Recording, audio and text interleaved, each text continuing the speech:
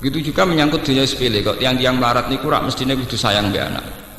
Tapi gara-gara gelas itu dipecahno anaknya, anak ditabuki. Gelas regane mbok 2000. Jiwet anake ditabuki mau anake mriyang, prek sontek 200 jan. Oleh kedunya nomor gelas pecah. Nak kula tak haram tenan bojo kula nyentak anak perkara gelas pecah, TV meneh ada gelas, TV pecah kira-kira ora tak sentak. Mosok anak kok dibandingno TV, anak kok dibandingno gelas. Ya Rabbi salli ala Muhammad.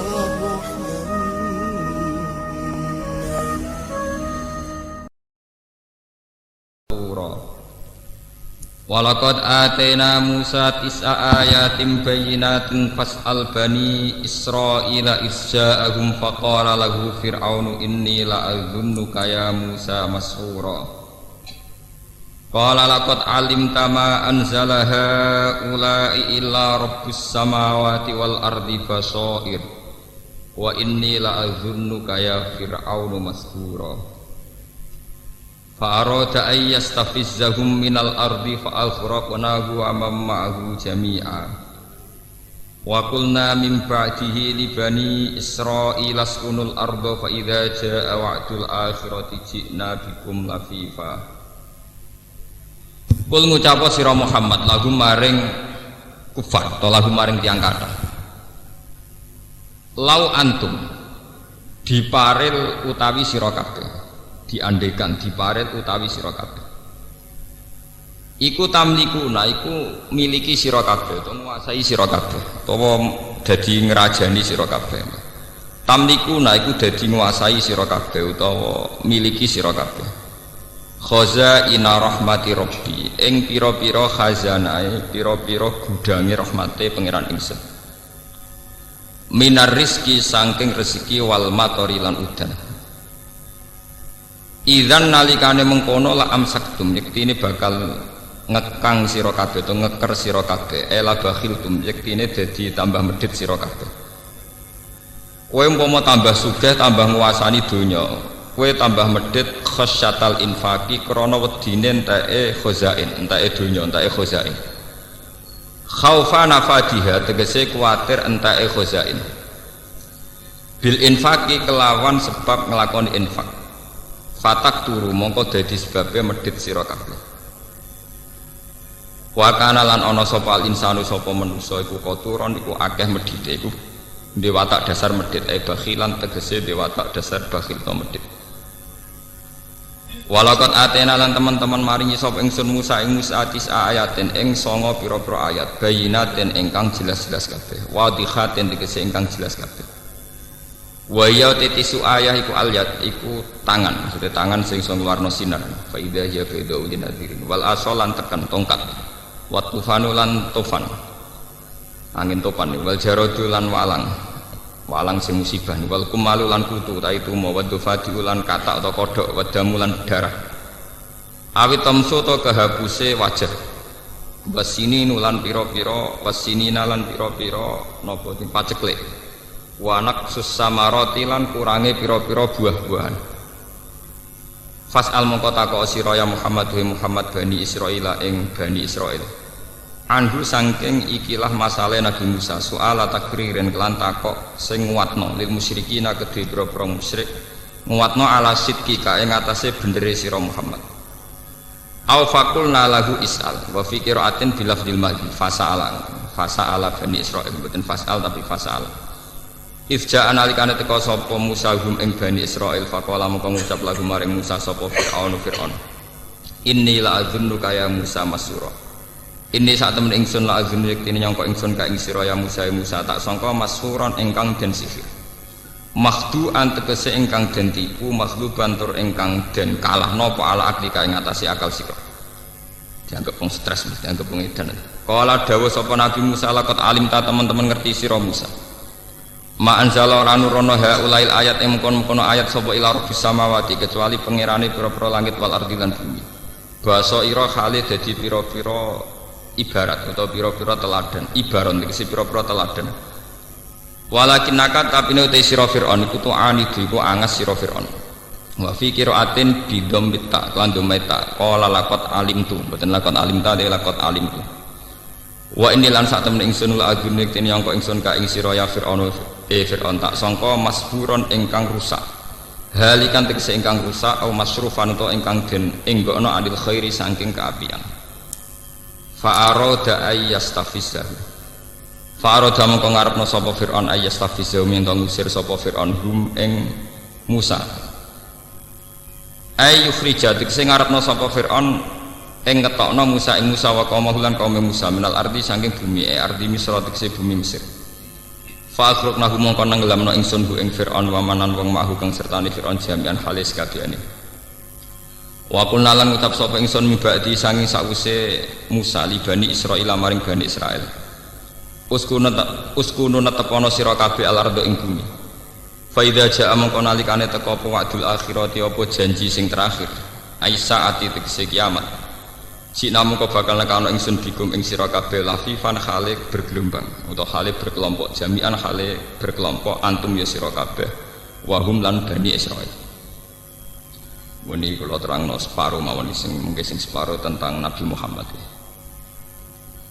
Niki wonten ayat tentang kritik terhadap pola atau watak dasar orang sing sugih.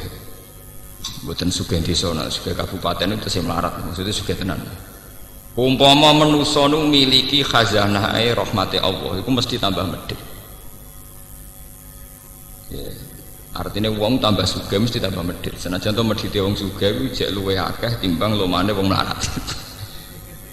Angger to. Medhite wong sugih nasional iku nak bayar zakat jek 1 miliar. Lomane wong melarat ya ora tau zakat wong melarat. Tapi sekarang itu di kota sedang dikembangkan logika infak, orang-orang kaya itu sadar infak. Makanya sekarang itu donatur-donatur kota itu sedang mengembangkan lembaga-lembaga agama itu sehat semua. Karena memang sekarang itu trennya itu baru sadar-sadarnya orang kaya mau zakat, mau infak. Secara nasional wonten rumah zakat, ya, tenggene Jakarta wonten basis badan infak dan apa zakat. Dan lembaga-lembaga kayak di Universitas Islam Indonesia atau UGM yang wonten lazis lembaga infak dan apa zakat, ya, terus rumah zakat, basis dan sebagainya. Itu keberhasilan ulama atau orang-orang baik, ya ulama atau ustadz atau orang-orang baik untuk memberi penyadaran sama orang-orang kaya. Logika penyadarannya itu mudah sebenarnya, kalau kita mau berpikir serius itu mudah. Begini. Orang tuh kalau punya mobil Mercy, ada mobil Mercy regane 1,5 miliar nopo sak miliar. Niku untuk perawatan niku kena nggo makani cah yatim 10. Kok oli ini mobil Mercy gua 500.000 piro. Paham? Engko tuku bensinnya 1 liter sing super nopo niku yo larang. Semua peralatannya ada. Apalagi orang-orang kaya yang punya selera aneh, misalnya ngrumat bulldog atau herder. Niku jatah dagingnya itu 1 hari 5 kilo, gue ngrumat cah yatim niku. Lah nek di herder sing sedina entek daging 5 kilo niku artinya nek 50.000 pun 250.000 ping sak wulan terus itu. Nggo ngrumat apa? Herder. Kalau orang-orang kaya kota itu kan aneh-aneh, kadang punya kebun binatang mini dan itu artinya biayanya apa? Tinggi, nggih. Sekarang tuh alhamdulillah di Jakarta, di Jogja, di mana-mana orang-orang kaya yang punya selera aneh-aneh itu memang tetap dilakukan, selera anehnya tetap dilakukan, tapi mereka sudah membandingkan dengan andekan itu disumbangkan pada fakir miskin atau pada yayasan Islam. Artinya tingkat keborosannya untuk hal-hal yang kayak begitu diinfakkan sama fakir miskin atau yayasan. Nak boten diingatkan begitu, biaya untuk asetnya itu lebih tinggi ketimbang umpama digung rumah sinten fakir miskin. Mungkin jenengan bayang wong rumat mobil senilai 1 miliar itu putaran perawatannya itu 1 bulan minimal masih 2 juta. Nggo ngrumat napa? Nah itu nggo dikesedekahne mun manfaate boten karuan. Karena tidak mungkin mobil rego 1 miliar kok oline rego ning dalan. Pas pinten ra pinten 20.000 mboten. Nah sekarang alhamdulillah kesadaran itu ada. Tapi tetap saja ngendikane pangeran, kalau kamu yang menguasai aset dunia ini tentu kamu akan takut lamsaktum khusyatal apa? Infak. Nah, sekarang tuh orang-orang tuh tertipu karena sekarang ada lembaga-lembaga donor, misalnya kayak orang-orang kaya di Amerika, di Eropa, itu mereka memang ada donor. Kalau ada gempa, ada tsunami nyumbang sampai miliar. Tapi mereka itu dapat uang dari karena menggarap aset-aset kita. Misalnya Amerika nggarap ExxonMobil di Indonesia, nggarap berbagai perminyakan di Indonesia, Freeport dan sebagainya. Memang ada dana safety net, dana sosial. Ya dan memang miliaran karena dari aset triliunan tentu Sementara kita sing mau dunia 3 separo wae cek 20.000 wong donya induke mbok 50.000. 3 separo mbok selawe napa? Ya. Tapi ini jadi pelajaran gitu. Mana kalau matur nuwun nggih sampai tiang-tiang kota sing menggalang itu. Sekarang tuh ada kesadaran gimana orang-orang kota itu sadar bahwa saat mereka itu kikir terhadap fakir miskin, saat mereka kikir terhadap yatim piatu, toh mereka mengeluarkan uang puluhan juta untuk aset-aset yang mereka miliki. Pemenang sing nak diselera aneh-aneh itu tadi kayak merawat mobil mewah itu ya biayanya tinggi. Merawat benda-benda seni itu juga biayanya kemudian wong kota sing diselera mobil mewah sitok Alphard 1 miliar wis ngono di mobil antik 5 golek suku cadange tok ning Jerman. Bahwa itu biayanya berapa untuk memenuhi apa? Seleranya. Tentu karena putaran biayanya tinggi mereka pasti la amsaktum khasyatal infaq. Nak duitku 1 juta tak kena fakir miskin yang kok aku nak tuku oline Alphard piye nak tuku oline Mercy piye. Bahkan apa sudah kau fakir miskin rasido, langkau herderku gak mangan, dino entek daging 4 kilo. Wong fakir miskin dibandingin apa? Herder. Paham ya? Ini penting kalau terangkan. Makanya pentingnya umat Islam punya ketegasan hukum. Ini kados tengene fikih-fikih. Ngerawat hewan sing gak jelas manfaatnya harus divonis haram. Karena efeknya nanti orang tidak peduli. Efeknya orang tidak apa? Tidak peduli. Saat ini sampai delok mau. Wong lagi duwe sapi, kowe ora tau ngedusi anake, malah esuk ngedusi sapi. Lha iku kan mboten usah ado-ado. Paham ya? Wong seneng manuk perkutut. Esuk-esuk dilapi, kandange dilapi, padahal anake bekompol dibeno. Tapi nak telek perkutut. Esuk-esuk napa? Steril terus. Artinya betapa manusia itu mudah lupa. Ngerduwe mainan di kesenangan wis. Begitu juga menyangkut dunia sepele kok tiang-tiang melarat niku rak mestine kudu sayang mbek anak. Tapi gara-gara gelas itu dipecahno anake, anak ditabuki. Gelas regane mbok 2.000. Jiwet anake ditabuki mau anake mriyang prek sontek 200 jan. Oleh kedunya nomor gelas pecah. Nah kula tak haram tenan bojo kula nyentak anak perkara gelas pecah, TV mana ada gelas, TV pecah kira-kira ora tak sentak. Mosok anak kok dibandingno TV, anak kok dibandingno gelas. Ya itu tadi karena kita merasa memiliki. Dan ini cara ilmu hikam, cara tasawuf. Kenapa terjadi khasyatan infak? Karena salahnya kamu tamlikuna khazaina rahmati rabbi. Kamu merasa memiliki. Jadi awal dari kamu kikir karena merasa memiliki. Itu beda dengan dari awal kamu hanya merasa titipan. Merasa itu milik Allah yang diamanatkan ke kamu. Karena itu bisa merekonstruksi, bisa merubah pola pikir Anda. Misalnya sampai di duit ngerasa itu mau titipane pangeran, wae pangeran. Tentu cara kamu berpikir wa fi amwalihim haqqul lisaili wal mahrum, bahwa dalam harta yang kita miliki ada hak bagi orang lah. Tapi kan kita terbiasa dengan bahasa keangkuhan, ini milik saya, hak saya. Paham ya? Makanya cara ilmu-ilmu tasawuf, wong nak salah awale mesti salah mrine. Sing disebut al bidayah lahiyan nihayah. Al bidayah lahiyan nihayah. Kawitane perkara mesti dadi akhire perkara. Sampeyan nak duwe dhuwit 50.000 dari awal ngerasa wae pangeran mau titipan. Iku lomo ya gampang. Tapi nak dari awal ngerasa waekmu ya aneh. Sampeyan dadi kiai nak ana santri kirimane pangeran, cek bubar cek apa ya enteng. Dhisik sing nekakno pangeran saiki sing bubar pangeran. Tapi nak ngerasa wae ngaji kiai liya godhenge ra karuan. Terus meriang. Mergo ngrasa wae dadi kuwi ana asal usule wong medhit wong drengki ya ana napa asal usule. Paham ya? Ngrumat anak bojo ki ngoten. Kula nu nganggep bojo kula ya amanate pangeran sing dititipno kula kan ngrumat anak nggih. Sehingga tingkat otoriter kita, tingkat otoritas tertinggi kita, tingkat otoriter ya sifat-sifat menang sendiri ya kurang. Wong aku diamanati ke otoriter. Coba kalau itu kamu, wong wedok wani wong lanang. Wong lanang pemimpin tertinggi. Oh, terus saya naik dhewe. Makanya itu ada orang salah langkah itu ya dari awalnya cara berpikir salah. Makanya kalau maknani wa tamliku na khuzaina rahmati rabbi ngrasa duwe. Sebenarnya dia tidak pernah punya tapi ngrasa apa? Ngrasa.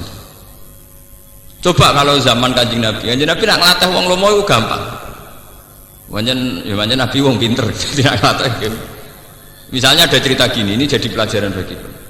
Suatu saat Nabi itu tanya Aisyah, saya ingin sarapan dengan daging yang tadi. Jadi Aisyah, wah muntelas ya Rasulullah, daging yang tadi sudah saya kasihkan fakir miskin. Jadi Kanjeng Nabi, kowe salah Aisyah, sing mbok kekno sing ijek. Jadi alhamdulillah sah jek ana sing ijek. Artinya kalau daging itu dimakan untuk kepentingan pribadi, kanggo selera. Niku entek, mergo dekne entuk hadud dunya, tapi justru dikakno fakir miskin niku ijek. Alhamdulillah sah kok ijek. Gemun kula kok ana fakir miskin lha iku malah sing ijek. Sehingga orang-orang dulu itu karena anut Kanjeng Nabi itu biasa misalnya di dhuwit 50.000 dikakno wong 20.000 digo ngamal. Mergo ben ana sing ijek. Paham gitu? Ben ana sing ijek. Nah, kita kan walian, muni sing ijek sing ning kota. Pancen uteke wis Cina. Paham ya? Dadi niku Kanjeng Nabi cara nglatih pinter. Dari awal sudah dilogikakan begitu. Begitu juga masalah ibadah. Kita ini kalau istirahat, tidur atau santai itu jenenge ngenakno awak. Itu kan bodoh. Wong tidur layah-layah kukar-kukur ning ranjam kok jare ngenakno awak, itu kan melecehkan harkat manusia. Nah Kanjeng Nabi boten, dari awal darani istirahat itu kayak sholat. Kanjeng Nabi itu kalau punya masalah ekonomi, masalah beban sosial itu sering cerita ning Bilal, arifna ya Bilal, mbok aku paringi istirahat Bilal, aku kasih istirahat. Apa istirahatnya Nabi? Yaitu saat Bilal azan dan bergegas melaksanakan sholat. Sampai Nabi ngendikan wa qurratu aini fis sholat, aku itu tenang nak sholat Bilal. Sehingga beliau tersiksa. Kalau tidur itu tidak merasa nyaman karena menunggu sesuatu yang disenangi Nabi, yaitu sholat. Sehingga kalau sholat, kalau kita akan kebalikan, sholat itu problem. Mergo ganggu wong tuh. Kalau Nabi kebalikan, titah manusia sing seneng turu seneng istirahat dianggap problem. Karena beliau sauk isek cepet-cepet napa sholat. Sehingga kalau Nabi pas sumpek, pas sedang ada masalah sosial atau keluarga niku ngendikan teng Bilal, arifna ya Bilal, bu aku dikasih istirahat. Niku nak Bilal sekali azan, niku Nabi wajahnya kita berbinar-binar senang. Dan itu rahasia bagi Aisyah, sudah rahasia keluarga. Do senang semua keluarga sih. Go Nabi badhe napa? Salat. Nabi kita ceria, kita senang. Go Nabi sendiri mbak dawuh wa qurratu aini fis salat. Sehingga dengan cara berpikir begitu, itu beliau mudah sekali, atau yang meniru beliau mudah sekali melakukan tata jafa junubuhum anil madhaji yad'una rabbahum khaufan wa tama'an. Karena muslim sejati kan logikanya gampang.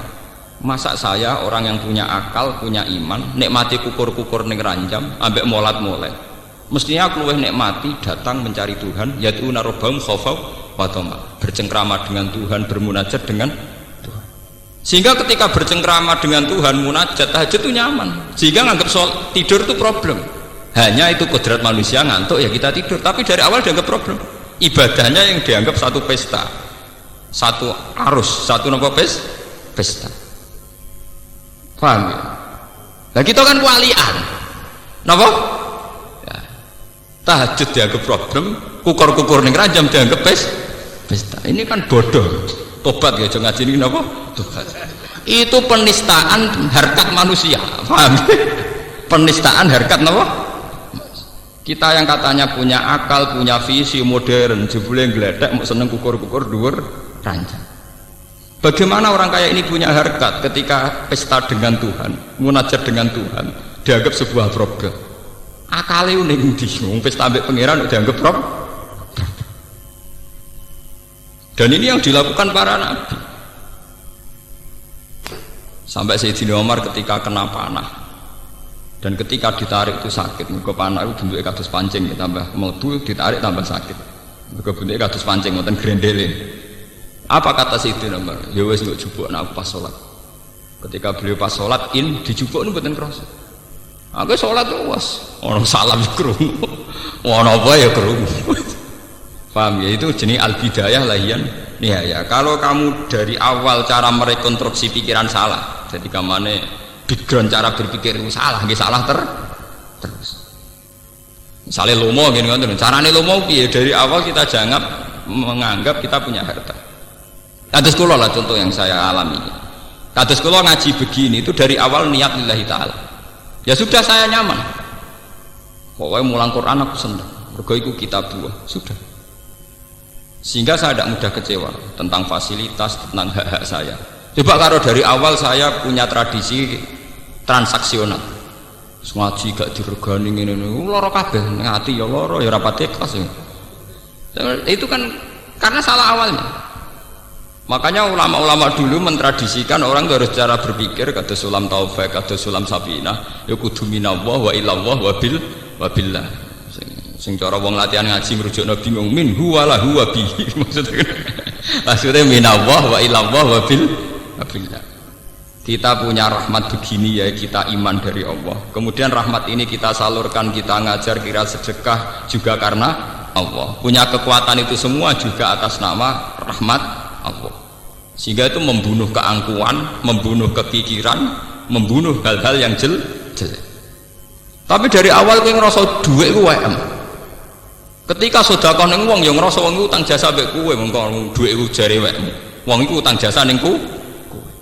Lah nek kowe didik 10.000 wis dadi pahlawan, kok pangeran sing di bumi ra dadi pahlawan tekemu udah kok endi.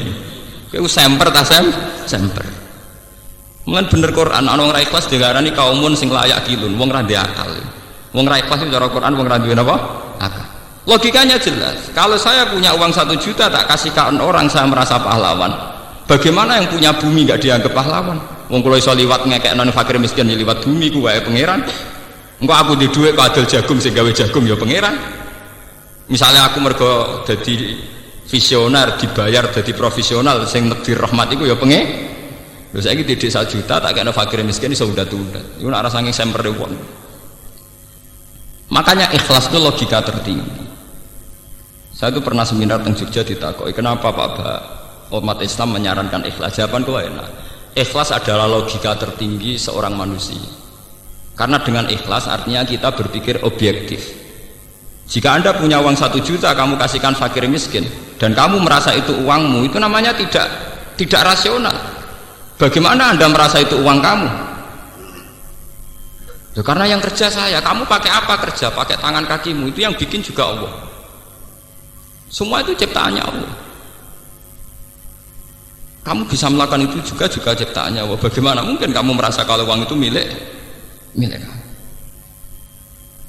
Makanya sama-sama ngaji Quran, nak wong alim yang kastanya tinggi, tentu dia akan baca walillahi mulkus samawati wal ardh, semua ini milik Tuhan.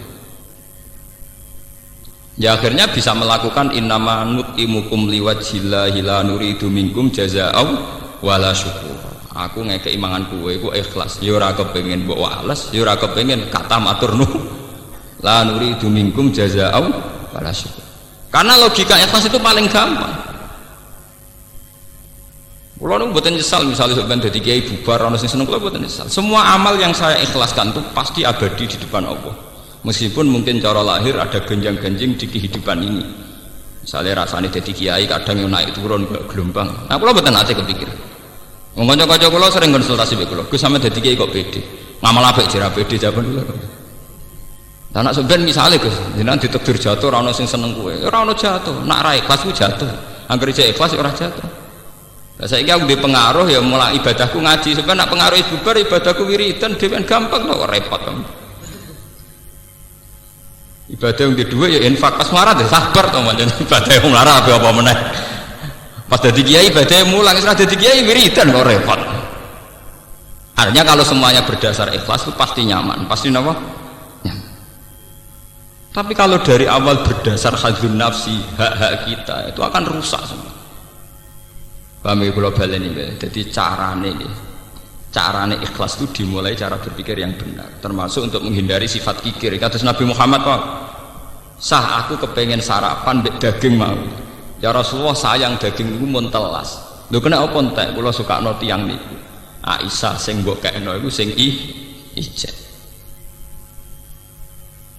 Sehingga dulu sahabat tuh nak ono perang atau napa-napa lu cepet-cepetan berlomba ngekei. Mergo jare ben ijek. Ben apa? Ben ijek. Iki jenenge lantana al-birra hatta tunfiqu mimma tuhibbun. Sahabat Tolha suge-suge sahabat, duwe perkebunan kurma paling disenengi. Ketika ana ayat lantana al-birra hatta tunfiqu mimma tuhibbun, kowe ora bakal entuk keapian nganti sedekah barang sing paling mbok senengi. Niku mikir kebun mana yang paling dia senengi. Barang wis ketemu Bairuha niku terus ya Rasulullah, Bairuha niku kebun kurma paling kula senengi, kula sakno jenengan. Nah saiki kan gak apa sudah kok golek sing paling ora disenengi. Misale wedhus golek sing kuru, paham ya? Duit golek sing receh. Ya kan terus kualik kabeh. Ya karena dari awal itu nganggep sedekah itu yang abadi, berarti nak sing tak kekno barang paling apik kok sing abadi tak panen ning akhirat ya barang sing paling napa? Karena konstruksi pikirannya sudah benar, otaknya sudah benar, paham gitu? Tapi kita kan boten nganggep yang kita kuasai itu yang masih, yang kita kasihkan orang yang hilang. Begitu juga Nabi Ibrahim, terus Abu Bakar, Sayyidina Umar, orang-orang soleh itu begitu. Kalau baleni malih, jadi masalah cara berpikir itu kita harus anut Rasulullah. Di misalnya Nabi itu nganggep sholat itu istirahat, nganggep tidur itu kodrat manusia. Jadi tidur yang dianggap problem, bukan sholat yang dianggap apa? Sehingga coba zaman delok teng Quran, tata jafa junudu, mereka mengangkat lambungnya, ngangkat songkot tempat tidur, anil madoja. Lho bahasa Arabe nggon turu ora jenenge nggon turu. Nggon turu artine nggon setengah mati, nggon wong aras-arasen, nggone wong kukar. Sementara sholat itu satu pesta dengan Tuhan, satu komunikasi dengan Tuhan, Raja alam raya ini. Wong kowe ketemu presiden bangga merakaru. Mestinya cara logika kita, lo sholat itu harus kastanya tertinggi karena tempat di mana saya munajat be pangeran, komunikasi be pangeran. Sementara ranjam statusnya mau tempat tidur, tempat arasan. Dengan logika ini kita mudah sekali mengorbankan sing jenenge tempat tidur demi sholat, paham ya? Nah, tapi itu dari awal cara berpikir orang ngono. Jek ngantuk ana adzan. Waduh. Wayahnya pisan wae. Oh, dua asar setengah munafik. Itu dalam terminologi Quran bahasa ekstrimnya itu setengah munafik logika begitu. Itu sing disebut Quran wa idza qamu ila sholati qamu kusala. Wong munafik ku salat tapi rasa-rasen. Jadi nak salat jek ana rasa-rasen ku ana semi munafik ya cara Quran. Lho niki tenan. Iku wonten ayate. Nggih wa idza qamu ila sholati qamu napa kusala. Supaya kamu tidak munafik, nak sholat kudu trengkinas karena kamu anggap itu pesta, satu kehormatan di mana kita hanya seorang hamba diberi hak komunikasi dengan Allah, Raja alam ini. Ya cara berpikir diulang-ulang, kados kula harus diulang-ulang terus. Ya Allah, saya sedang komunikasi dengan Engkau, Raja alam ini. Engkau adalah zat paling penting dalam kehidupan saya. Engkau adalah zat paling penting dalam kematian saya. Sehingga diulang-ulang. Dan itu yang dilatihkan Nabi Ibrahim kepada semua umat. Ini gue inna sholati wa nusuki wa mahyaya wa mamati lillahi rabbil alamin. Ya Allah, engkau zat terpenting. Karena engkau zat terpenting, sholat saya demi engkau, hidup mati saya juga di tangan engkau. Wa bidzalika umirtu wa ana minal muslimin. Dengan logika ini, dengan tauhid ini, nak urip kula terserah jenengan, mati kula terserah jenengan. Kula pun nyerah total, aslamtu li rabbil alamin. Kula nyerah teng jenengan. Utawa sebagian redaksi wa ana awwalul muslimin. Ya tapi tenggene umat Nabi tentu dirubah wa ana minal muslimin. Jadi terus total penyerahan dirinya pada Allah itu total. Dan ini rasional. Menyerahkan diri pada zat agung, zat paling penting. Luwih ra rasional meneh nasibku mbok serahno ning tempat tidur. Utang akeh, masalah akeh, sembuh pokoke penting turu sik. Kowe turu artine rak nyerah lah. Semua badan kamu, akal kamu nonaktifkan, mbok offno, mau mbok pasrahno tempat tidur. Lho ngono kok ngaku pinter. Paham iki? Paham ya? Ya kok ngaku soleh, kok mentolo, teke keliru ngaku soleh, ngaku lewat ngaji niki sampean akan tahu kenapa tidur dianggap problem, sholat dianggap pesta. Lah kematian juga begitu. Kowe nak ndelok mati, wak wedi. Wong Indonesia melarat lah mati wedi. Oh, sak urip-uripe ora tau duwe dhuwit, urip disia-sia tangga, nak jenenge mati tetep napa? Wedi. Coba kalau logika kematian kita rubah. Kados sing diajarkan Jalaluddin Ar-Rumi. Alhamdulillah teng Indonesia nak tiang-tiang kuno itu melok Jalaluddin Rumi, meskipun ora asal usule tapi melok-melok. Meskipun akhirnya dipakai teroris. Jalaluddin Rumi itu seorang sufi zuhud. Beliau terkenal sekali, tiang Khurasan.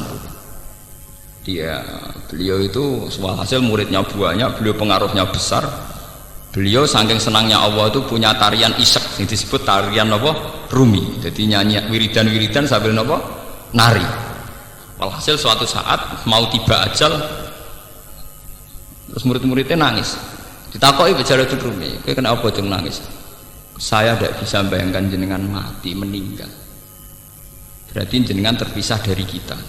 Jari-jari Rumi nangis, "Kowe keliru, kowe goblok. Kematian itu adalah hari pesta. Malam pengantin itu." Jadi pertama sing istilah kematian itu pengantin sinten Jalaluddin Rumi. Kematian itu malam jadi pengantin. Aku wis suwi nyesal. Mergo ora ketemu zat paling tak seneng, yang paling saya cinta. Maksudnya ketemu kue-kue aku nyesal. Mergo padha makhluk era jelas. Aku kepengen nang ketemu zat paling tak senengi, paling penting dalam hidupku, yaitu Allah Subhanahu wa Ta'ala. Makanya beliau terkenal terus ngendikan, jadikan malam kematianku malam pesta. Ini malam pengantin. Ini di karangan Sibul Arus ya. Malam apa pengantin.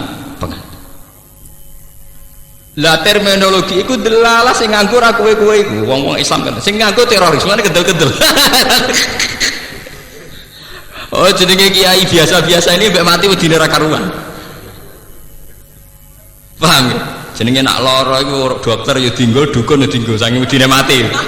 Saking wedine napa? Mati. Nak dokter tok kuwatir lanane berkait santet. Paham? Nak dukun tok kuwatir lanane bersifat medis. Akhirnya dukun ya dinggo, dokter saking wedine napa? Mati. Wong Islam kok wedi mati ku piye? Lho kula nu bolak-balik lho ngalami kula nu selawasi anake kiai, saiki yo kiai. Lho niku nak wonten nggih ngoten lho cara Jawa wonten dom wonten wong gak geger. Gus golek dukun to cangkemmu kiai bukan golek dukun.